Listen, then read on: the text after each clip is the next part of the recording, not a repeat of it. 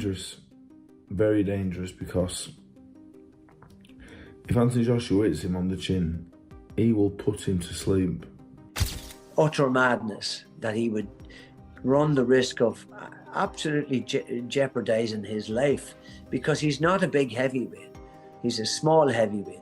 He's 5 inches smaller than Joshua. This is a real fight. It should be over in 90 seconds because Anthony Joshua is a legit gold medalist, big, super heavyweight, crazy athlete, awesome power, and Jake Paul just isn't on that level in any way. He's not and he's undersized. Boxing experts are warning that Jake Paul is entering extremely dangerous territory by taking on Anthony Joshua. They say Joshua's knockout power is on a completely different level, and Jake has never faced anything even close to it. Many believe this matchup pushes the limits of safety and could end badly if Joshua lands clean. Gareth A. Davies also adds that, considering the situation and the significant weight difference, allowing a full-intensity fight is risky and questionable. With you, there is a danger in this fight. The odds are Joshua's 1-12. Obviously, Jake Paul is 6-1. Yeah, to win this fight in a 2-horse race in which this is a guy who lost to Tommy Fury, Tyson Fury's brother, in an 8-round fight, who, for me, I wrote that it would damage his legacy a week ago. It will damage his legacy for several reasons. If the Deontay Wilder fight never emerges, which it looks like it isn't, I've been calling for that fight for ages. If those two got in a ring together, it's still a massive fight.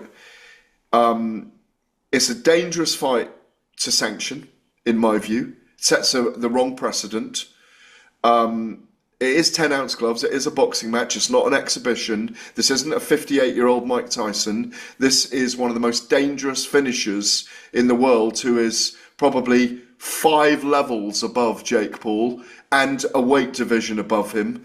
I think it's irresponsible to let those two in a ring together in a proper boxing match. That's my view. It doesn't damage his bank balance, but if he earns 70 million... Barry McGuigan's harsh criticism reflects what many experienced fighters feel when they imagine Jake Paul standing in front of Anthony Joshua. McGuigan has spent decades around heavy punchers and knows exactly how life-changing a single heavyweight shot can be. He argues that Jake is stepping far beyond entertainment or internet-level boxing.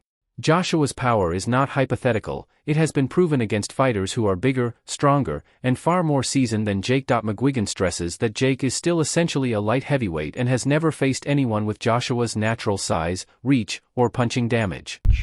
Some people are saying, AJ's grabbing the bag. There's nothing wrong with that, because anybody else, if they got offered that kind of money, they would do it. So. Yep.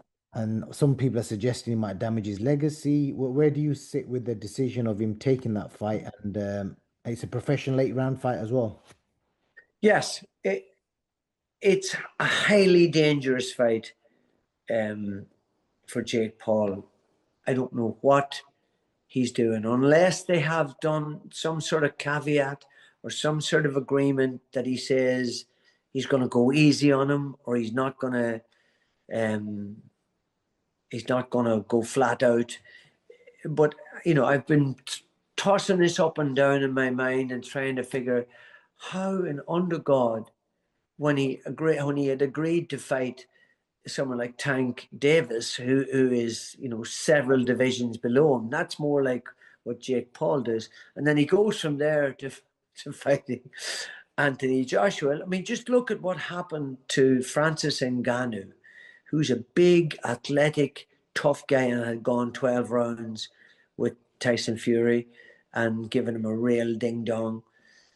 And then he gets absolutely obliterated in a round and a half against Joshua. That shows you, despite the fact that he's been knocked out since by Daniel Dubois, who could knock out anybody, by the way, in any weight division or in any era of the heavyweight division. He's such a powerful guy. He could knock anybody out if he hits them properly. But it just seems utter madness. And from McGuigan's point of view, Jake isn't entering a competitive fight. He's walking into a collision with a heavyweight built to destroy top-level opponents. And the size difference is only one part of the problem. Joshua's punching accuracy, timing, and ability to generate devastating power with short hooks, uppercuts, and counters is something Jake has never even trained against. McGuigan's frustration comes from seeing people minimize the danger, as if social media success or past wins somehow make Jake safe in the ring. For him, this matchup is not about hype, it's about a real human being facing the raw force of a true heavyweight. Agreement of some kind where he says, I won't go hard on him, or I'll go easy, or I'll spar with him for 8 rounds, because it's just so ridiculous. I mean, if Joshua hits him properly, he'll knock him unconscious. And if he knocks him unconscious and he gets a bleed in his brain and he ends up with a subdural hematoma and goes to hospital and is in dire straits, where does that leave boxing? That puts us in a very, very awkward spot. So it's hard not to believe that they've got some sort of caveat, some sort of agreement whereby, I mean, most heavyweights box with 10-ounce gloves, or sometimes 12. Dave Allen looks at the situation from a practical angle, based on Jake Paul's past fights. He points out that Jake has built his record through matchups where both sides were financially rewarded and physically protected. The settings were controlled, the matchmaking was strategic, and the risk level was kept manageable, but Allen argues the situation is completely different. Anthony Joshua is not a celebrity boxer, not a retired athlete, and not a cruiserweight just showing up for a payday.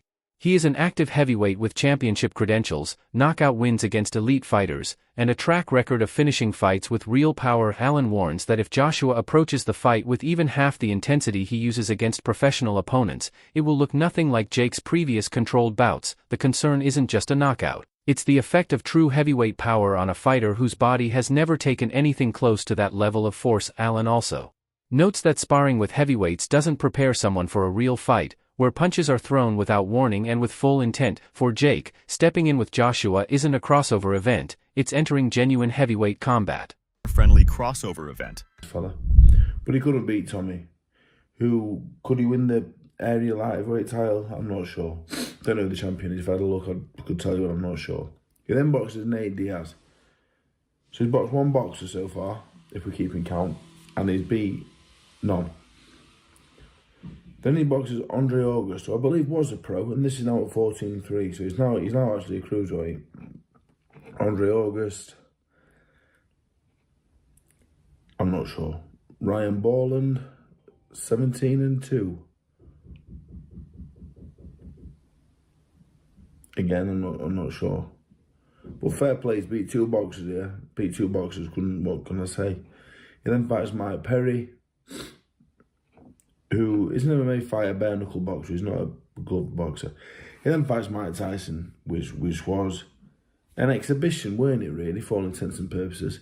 Now, the big jump here is in 4 months, he's put on 2 stone.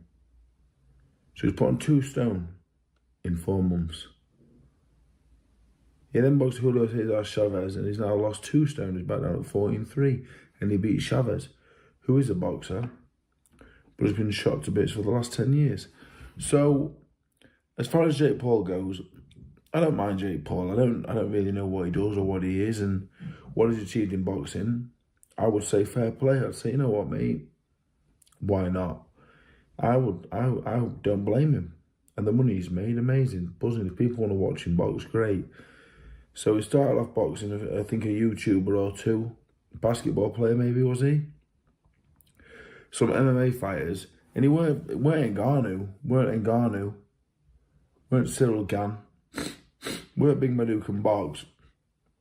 He was boxing welterweights, middleweights, max, way past the best. But that's also fine, because it's an entertainment game, and it's okay, that's fine. Loses to Tommy, fights a few pro boxers, he then fights Mike Tyson, which was a professional contest, but for all intents and purposes, a bit of an exhibition, because, to be fair to Jake Paul, he could have flattened Mike Tyson at any time. People say Mike Tyson held him up, he held back. If anyone was holding back, it was Jake Paul.